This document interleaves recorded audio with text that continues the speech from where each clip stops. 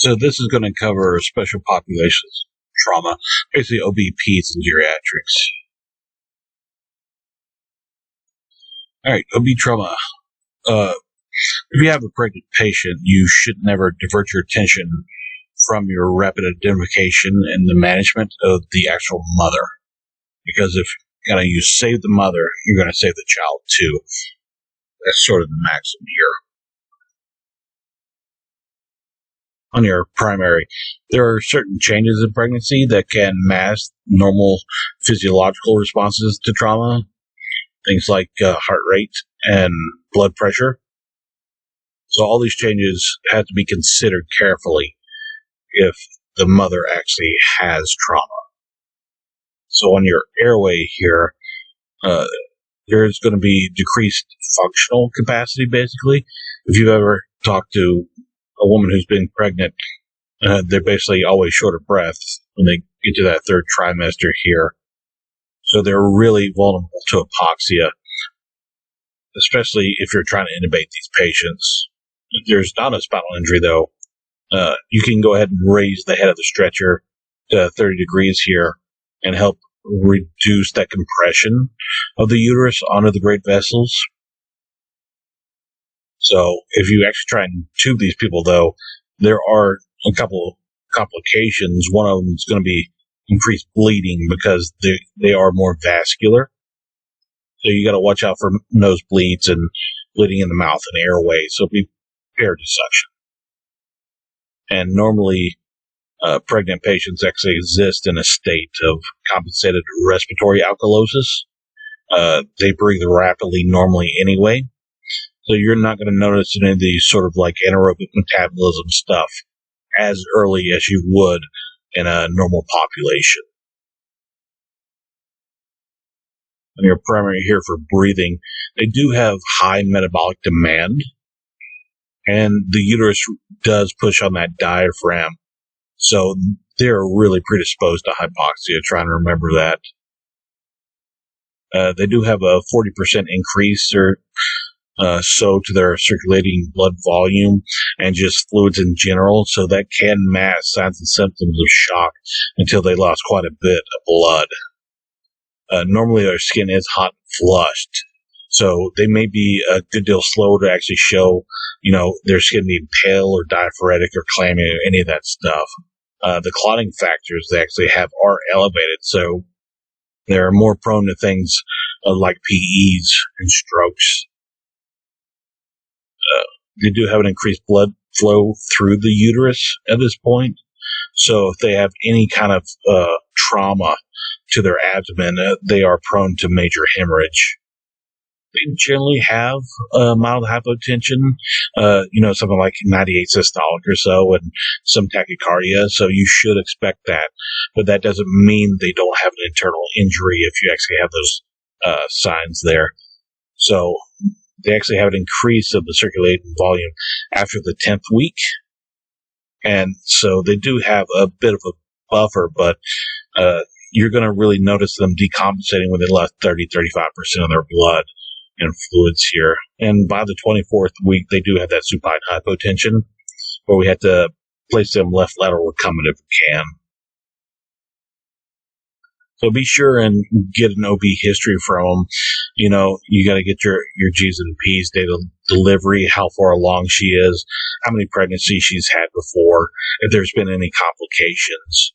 If they're not actually able to talk because of the trauma, you can estimate their gestational age just by fundal height. So at 12 weeks, you can basically feel the top of the uterus just over the rim of the pelvis.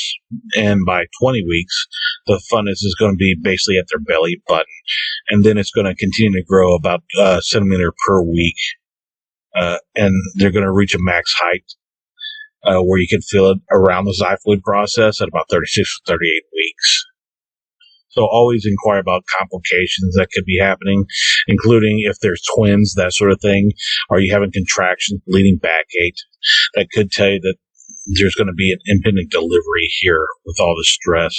So try and evaluate any kind of uterine activity by palpating the uterus, time their contractions, how often they're happening, are they normal, How intense are they and how long they last? For peds, just try to remember they do have smaller body mass. So because they have a smaller mass, more force per unit of body area is going to be applied to them. So they do have a propensity towards having multiple injuries. Morbidity and mortality from trauma in these pediatric patients surpasses all major diseases that a child can have.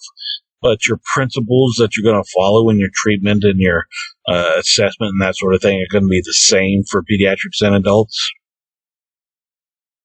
So in your primary for kids here, just remember they have a smaller airway, and it's far more easy to become obstructed than adults. They have things like neck trauma and stridor. You got to really pay attention to these people. Any infant under 3 months are obligate nose breathers, so they're going to be more susceptible to airway obstruction than even older children, and they can require more aggressive methods. Remember, you do have a bulb syringe there in your OB kit you can use even on these kids. Now, traditionally for children, we do use an uncuffed ET tube. Now, remember that there's the word tradition there, so it's not quite that it's evidence-based management so much. But if they're less than 8 years old, we're trying to avoid really trauma to the vocal cords because they can get a lot of edema down there, and just the pressure from that inflated balloon can actually cause the tissue around the necrosis and die. If you don't have a Brazo tape to actually get your tube sides, it's an easy equation that you're going to need to know. It's basically how old they are in years, plus 16 divided by 4. So it's real easy. If it's a 4-year-old, you just add 4 plus 16, which is 20, divide that by 4. So the size of the uncuffed tube there is going to be 5.0. Now, you can use cuffed tubes in some of these kids, but you might not inflate it all the way like you would an adult. They do have a chest wall that's smaller and thinner, so their breath sounds really travel all the way through in all the lobes here. So you might hear whizzing down low, or your crackles up high, that sort of thing. So you got to really watch for respiratory fatigue, your tripod position, nasal flaring in children. Their intercostal muscles, the muscles in between their ribs there, are poorly developed, so they're at a greater risk for hypoxemia. Make sure any kind of like airway stimulation or low oxygen on their SpO2, and any medicines. One of the ones is a paralytic that can be used called succinylcholine sucks. It can give them vagal stimulation, which causes bradycardia. So if we actually RSI these kids, or even before we intubate them, we might give them a little dose of atropine there to try and increase their heart rate. But really, as far as you're concerned, try and avoid aggressive ventilation with the BVM, because they're at much greater risk for barotrauma from that. So take it easy on them. Circulation check cap refill in children. Palpate the quality and effectiveness of a central peripheral pulse. So, you can do carotid and brachial pulse, that sort of thing. Hypovolemia, because they have less volume, can occur more quickly than in your adult patients. So observe their skin color and feel for their temperature. But just know that some modeling and cold extremities are abnormal findings in these patients. So watch for that, where they get that kind of blotchy appearance. And like we've said before in a previous video, if their heart rate drops below 60 and they seem to have a perfusion problem, they're not conscious, go ahead and start CPR. Even though they might have a heart rate of 40 or something, go ahead and start CPR on these patients. And remember, your formula for IV fluids is 20 mLs per kilo. To check LOC here, one of the things on disability to actually check is their fontanelle. So the anterior one closes at about 12 to 8 months. So by the time they're about a year old, that one's closed. But if they can have a bulging fontanelle on the top of their head there, it is an indication for increased intracerebral pressures. So a depressed fontanelle, besides things like dehydration, so you should always check the fontanelle on the young patient to check dehydration. It could suggest that they don't have a whole lot of blood left. And then make sure you know your GCS. It is a little different to calculate on kids here. We'll probably go over that in the pediatrics section. on your secondary, be sure and you can expose the patient so you can check for all the injuries that are life-threatening. Maintain the environment, give them a blanket, keep it warm, that sort of stuff that we've gone over before, because their ability to actually regulate their temperature, and because they have a high surface area to their body, they have the big heads, that sort of thing. It makes them more susceptible to hypothermia than to adults. So be sure and keep them warm. And on kids, always get a weight, because we're going to need to get that if we give them anything in the hospital. Just particularly on head trauma here, it's very common in peds because they do have proportionally a larger size of head here. Their skull's not weak. It may not even be fused. Their neck muscles aren't as strong. So head trauma is present in about 80% of all significant pediatric trauma cases. And this is from blunt injuries, either MVCs or abuse. They can have significant blood loss, by the way, due to scalp lacerations. So you got to be pretty aggressive here treating needs. As far as infants are concerned here, they can accommodate a vast blood volume in their head because of those fontanelles are connected here, so much so that they can actually get hypotensive and have shock from the brain bleeds and die from that. But the pediatric patient can usually, keep a cerebral hyperemia after TBI. We don't know why that is. Hyperemia basically means that their blood volume in their brain increases. And this does happen, and it can lead to some really bad brain bleeds, but we don't know why this kind of occurs for these patients. We typically don't hyperventilate anymore, so just maintain a normal end-tidal for these at 35 to 45. Blood abdominal trauma here in pediatrics. They do have an immature rib cage. It's not all bone, a lot of cartilage in there, and their abdominal muscles are weak. So, and like we mentioned before, the chest walls are thinner and far more compliant. So just because they don't have a rib fracture doesn't mean that they don't have an underlying organ damage to organs, in their chest or abdomen. Now, their intra-abdominal organs are less protected than adults, so they're far more prone to have liver and spleen lacerations, that sort of thing. You should always suspect abdominal injury in the presence of like a seatbelt mark here, where they have abrasions or bruising from the seatbelt. So they are going to have some bruising of the abdominal wall here. Most commonly, injured intra-abdominal organs here in kids, like I said, are liver, spleen, even their intestines. Now, there are 6 findings that are really highly associated with abdominal injury in kids. The first 2 are the only ones that really apply to us. It's going to be a low BP. And remember that the lowest systolic that they're going to have is, 2 times a in years. And then femur fractures are going to be really bad in kids. The other things are things that they're going to get blood work and things like that. In the hospitals, AST, ALTs, is going to be liver damage. You're going to have a urinary analysis that actually has red blood cells in it. And if you remember from our discussion on anemia, where they have a hematocrit less than 30, they have symptoms. The same thing is kind of here with kids in abdominal trauma. All right, extremity trauma here on these kids. Be sure and compare the uninjured extremity with the injured extremity when you assess these kids. Treat these fractures that happen at the end of the bones, the epiphyseal plates, with kind of special attention, because those are quite bad at kids that are still growing.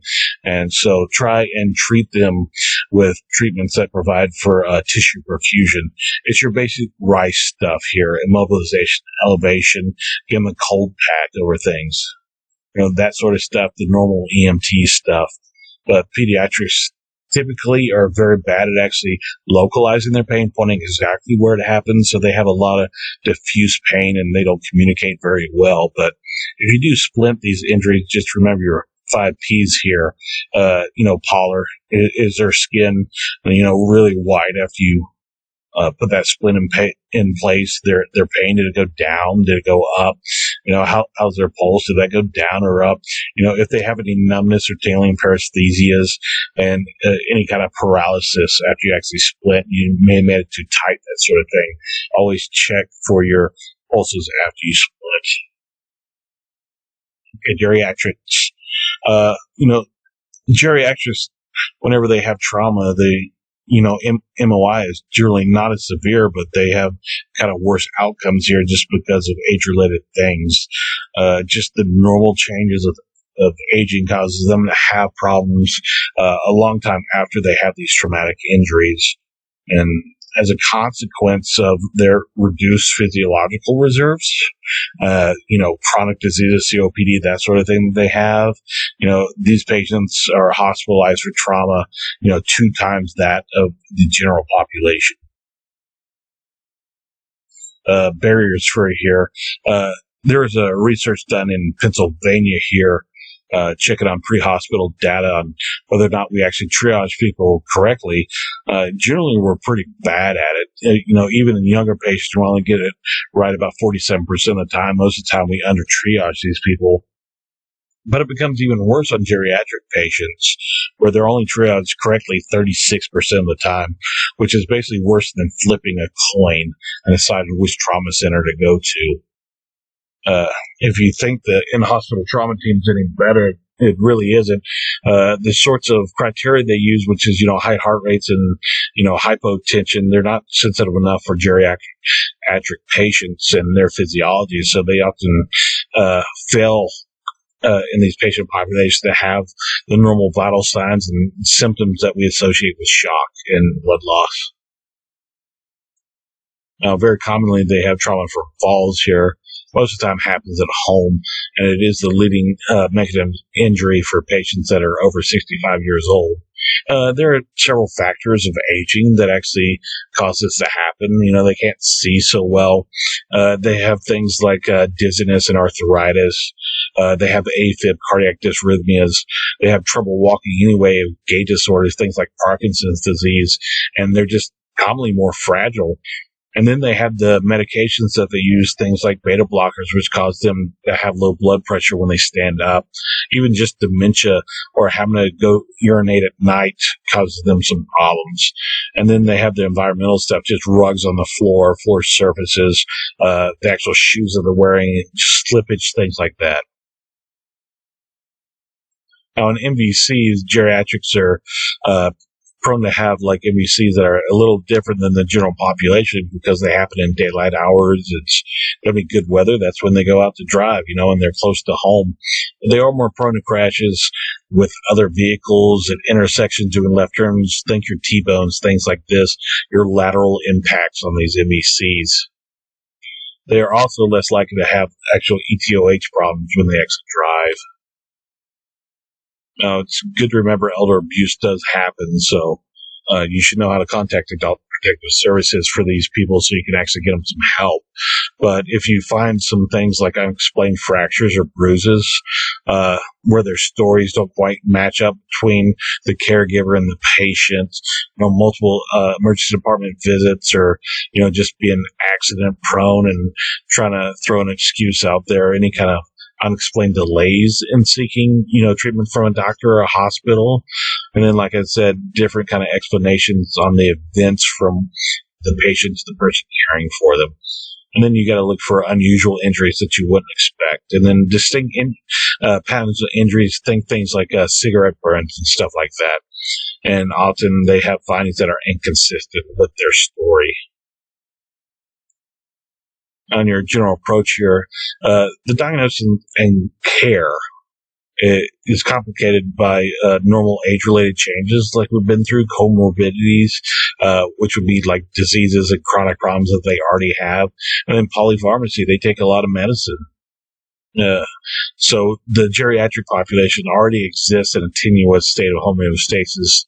So anything that kind of throws that off is going to be a problem for them anyway. So, following an injury, they're way more likely to exhibit findings that are subtle or just kind of different from how you would present it in a book. So they have limited ability to compensate for things like blood loss. So it makes it difficult to actually interpret their vital signs. A lot of elderly patients also have, cardiac function problems. Think all the people with AFib, and then they use all those beta blockers. So they might not have the same sort of response as the general population to any sort of trauma. So their blood pressure and temp, just even in the population of the elderly patient, is going to be have a lot of variation to it. Now, I know a lot of these patients have CHF, so you might have some concern with fluid overload and causing them to have increased problem with left-sided heart failure. But you still got to be aggressive with these patients because shock is the cause of deaths on a lot of these injuries. History taken with geriatrics here. Be sure you identify the mechanism of injury. Was it a fall from standing, that sort of thing? So you can kind of estimate the amount of energy, whether it's high or low, that's involved in this trauma. Because even in low energy, mechanisms, same level falls, that sort of thing, they can have a lot of trauma, even just rolling out from bed. Now, injury is frequently secondary to other medical conditions. So they may have been dizzy or confused or had chest pain palpitations before they fell or before the trauma. And so their actual problem could be that they're having a TIA, or they're having problems with their heart rhythm, or they may have had a seizure, low blood sugar, that sort of thing. So keep a wide index of suspicion, and be sure and ask them about things that happened before the trauma. So always ask about the history, get them to tell you the story of injuries that they've had before, because recidivism, just returning to the hospital, is very common in elderly patients. On your secondary, on the head here, just be sure to inspect, palpate, pain, bleeding, the normal stuff, hematomas, they could have bruising there and just deformities in their skull. And they have a lot of brain bleed because they're on all these blood thinners and things for, maybe previous strokes or cardiac stent placement, that sort of stuff.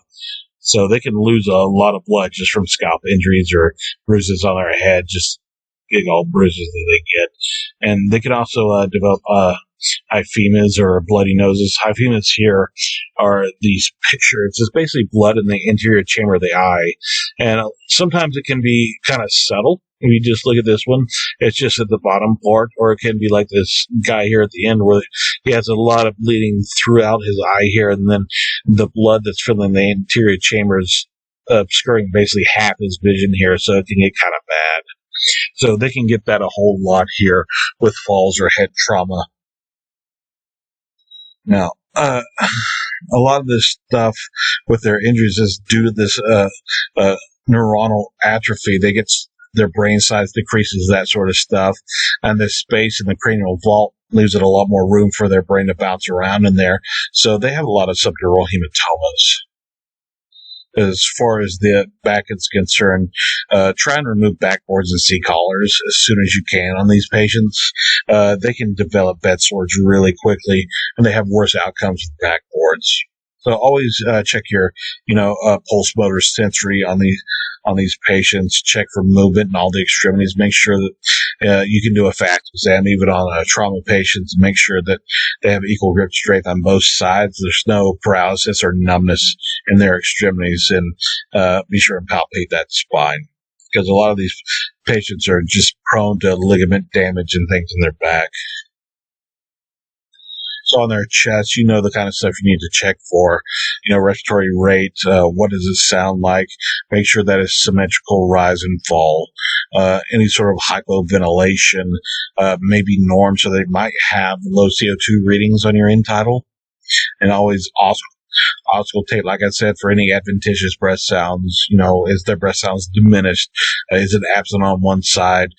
Check their heart rate. Is it irregular? And are they having an AFib? You can always feel their chest for pacemakers, by the way, and pacemaker defibrillators. So put them on SpO2. Get that pulse ox on there. Even if they have a normal SpO2 in the low 90s, you need to go ahead and give them oxygen, because they're far more inclined to hypoxia. So observe for things like accessory muscle use, things you know already.